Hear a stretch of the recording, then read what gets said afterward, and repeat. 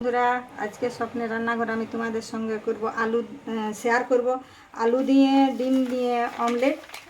তো এই যে নিয়ে নিয়েছি আলু, এই যে নিয়েছি ডিম, আর এই যে নিয়েছি পেঁয়াজ, আর এই যে নিয়েছি দুটো ডিম। আমি এখন ডিমগুলো পরে ফাটাবো, এখন আমি আলুটা একটু ছুলে নেব। এই যে দেখতে পাচ্ছ বন্ধুরা, আলুগুলো আমি কীভাবে কেটে নিয়েছি, একেবারে কাগজের মতো পাতলা পাতলা করে নিয়েছি। এই যে এইভাবেই আলুটা কাটতে হবে।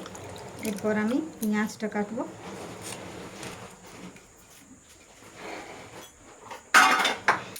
এই পেঁয়াজটাও আমি ওইভাবেই কেটে নেবো, খুব পাতলা পাতলা করে। আমি এখন আলুটা ভাজার জন্য আমি কড়াটা বসিয়ে নিয়েছি গ্যাসে। আমি এখন তেলও দিয়ে দেবো।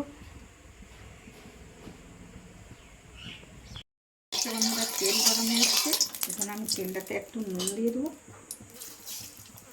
একটু নুন দিয়ে দিলাম, কারণ পেঁয়াজ ভাজবো তো, একটু নুন দিলে একটু গলে যাবে তারা। এই যে নিয়ে নিয়েছি কাঠটা জিরি করে কেটে নিয়েছি দুটো পেঁয়াজ, দিয়ে দিলাম। পেঁয়াজটা আমি ভাজবো, খুব বেশি ভাজবো না, হাফ ভাজবো। বুঝতে পারছি বন্ধুরা, পেঁয়াজটা আমি হাফ ভেজে নিয়েছি।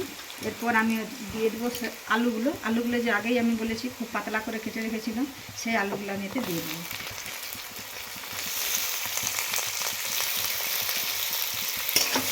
দিয়ে একটু নাড়াচাড়া করবো। তারপর আলুগুলোর জন্য আমি আর একটু নুন দেবো, দিয়ে দেবো কাঁচা লঙ্কা কুচি। কাঁচা লঙ্কা কুচি দিয়ে দেবো।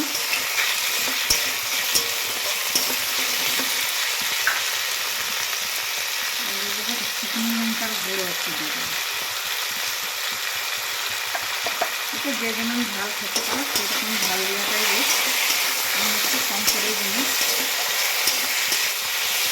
এটা আমি ভালোভাবে একটু ভেজে নিই। এটা এখানে আমার ভাজা হবে, আর ওইদিকে এখন আমি ডিমটা ভেঙে নেব। এটা একটু আমি ঢাকা দিয়ে দেবো। আর এইদিকে অন্য বাটিতে আমি ডিমগুলো ভেঙে নেব। এই যে দুটো ডিমকে এভাবে আমি ভেঙে নেব।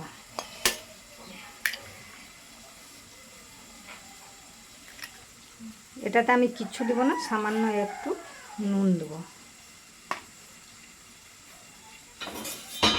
দিয়ে এটা ভালোভাবে আমি ফাটিয়ে নেব।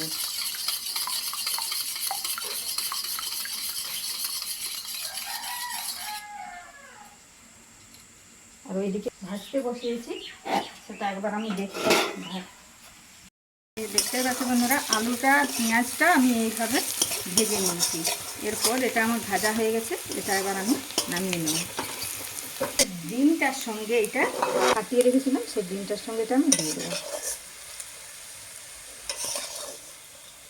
এই যে এইভাবে এটা আমি এটাই দিয়ে দিলাম। দিয়ে এটা এবার আমি ভালোভাবে ডিমটার সঙ্গে মিশিয়ে নেব। আস্তে আস্তে করে মাখাবো, নাহলে আলুগুলো সব ভেঙে যাবে। এইভাবে এটা আমি ভালোভাবে একসঙ্গে মিশিয়ে নেব। নিয়েছি, কড়াইয়ে তেল দিয়ে দেবো।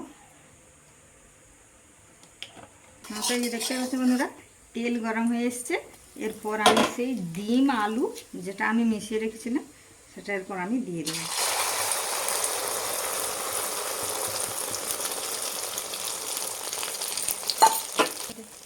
এই যে এইভাবে আমি অমলেটটা তৈরি করছি। এক পাশটা ভাজা হবে, তারপর আমি অন্য পাশে ঘুরিয়ে নেব। এক পাশটা ভাজা হয়ে গেছে অমলেটটা, এরপর আমি অন্যদিকে ঘুরিয়ে নেব। তার জন্য আমি এটা ঢাকা দিয়ে দেব, দিয়ে একটা কাপড়ের সাহায্যে এটা আমি চেপে ধরে নেব। ধরে এটাকে আমি এইভাবে ঘুরিয়ে নেব, দিয়ে এবার আমি অন্য পাশটা এভাবে নামিয়ে নেব।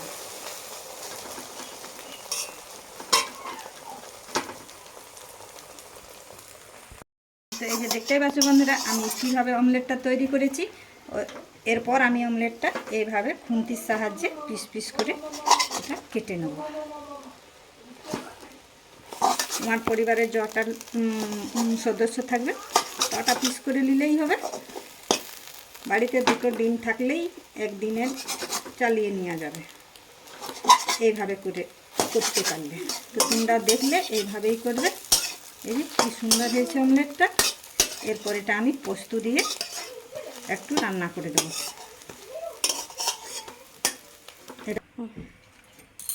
তো এই দেখতে পাচ্ছি বন্ধুরা, আমি আবার কড়া বসিয়ে নিয়েছি। এরপর আমি আবার একটু তেল দিয়ে দেবো। দিয়ে তেল আবার আমি গরম করে নিয়েছি। এটাতে এবার আমি আবার একটু নুন দিয়ে দেবো, আর দিয়ে দেবো দুটো তেজপাতা, একটা শুকনো লঙ্কা আর সামান্য একটু পেঁয়াজ।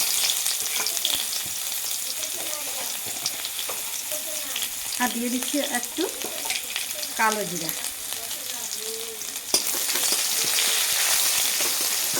দু খোয়া মতো রসুন বাটা আর 1 ইঞ্চ মতো আদা বাটা।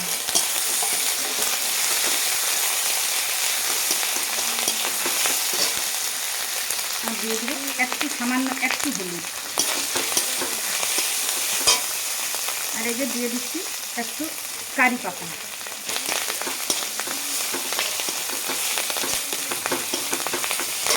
এবার গ্রেট করে রাখা ছিল টমেটো, সেটা দিয়ে দিলাম।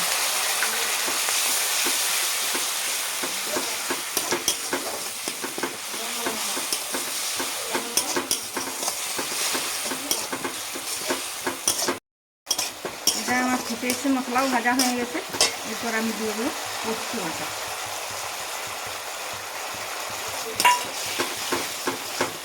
পোস্তটাও আমি একটু ভেজে নেব।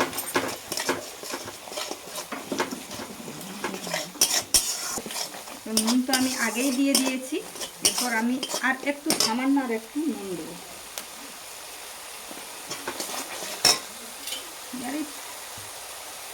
পোস্ত বাটি ধোয়া জলটা আমি একটু দিয়ে দেবো।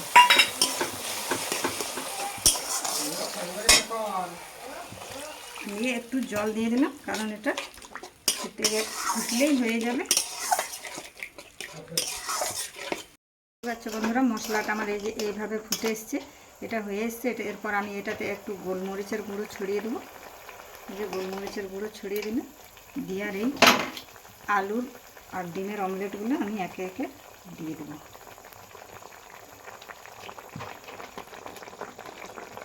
দিলে এটা আমার নামিয়ে নিলেই ডিম আলুর অমলেট রেডি। এই দেখতে পাচ্ছ কি সুন্দর মশলা মশলা হয়েছে। এরপর আমি এটা নামিয়ে নেব। তো এই যে দেখতে পাচ্ছ বন্ধুরা, কি সুন্দর হয়েছে আলু দিয়ে ডিমের অমলেট দিয়ে পোস্ত, কি সুন্দর। তাহলে দেখতেই পেলে তোমরা আমি কিভাবে করলাম। তোমরাও এইভাবে বাড়িতে করে খাবে। আর পারলে আমার এটা একটা লাইক একটা সাবস্ক্রাইব করবে।